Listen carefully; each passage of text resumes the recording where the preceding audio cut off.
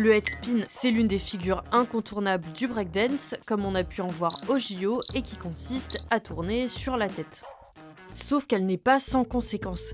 2 chercheurs danois viennent de publier cette étude de cas à propos d'un breakdancer qui a été opéré pour ça, une tumeur de plus de 2 cm sur le haut de la tête. Cette tumeur, bénigne, a été retirée du crâne du patient, âgé d'une trentaine d'années, et qui pratique le breakdance depuis près de 20 ans. La bosse serait en fait due au frottement répété entre le cuir chevelu et le sol, le tout renforcé par le poids du corps.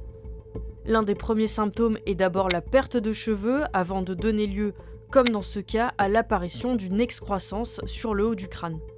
Cette tension répétitive sur le crâne, le cuir chevelu et la peau déclenchent probablement une inflammation et avec le temps, des saignements mineurs peuvent entraîner un épaississement de la peau et du tissu cicatriciel, formant ainsi le bourrelet caractéristique.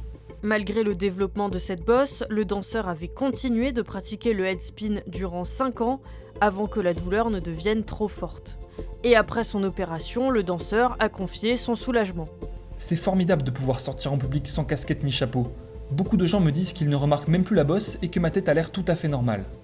Avant ce patient, un seul autre cas similaire concernant un breakdancer avait été documenté, mais les auteurs de l'étude soulignent tout de même l'importance de reconnaître les affections chroniques du cuir chevelu chez les breakdancers, et dans la communauté du breakdance, certains conseillent d'ailleurs de porter des bonnets rembourrés.